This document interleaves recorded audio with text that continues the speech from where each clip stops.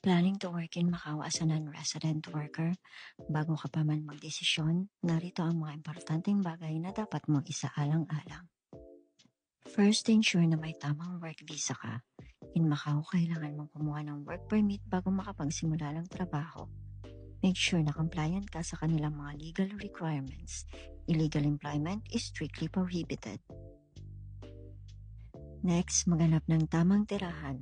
Macau offers various accommodation options pero medyo mahal ang renta dito. Magplano ng budget para sa renta at siguraduhin malapit sa work mo para mas madaling pumunta araw-araw.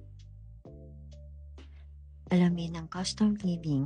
Maaaring mataas ang gastusin dito sa Macau like ng food, transportation at utilities. Magtipid at magplano ng maayos para hindi ka ma-stranded financially. Hindi lahat ng tao nakakapagsalita ng English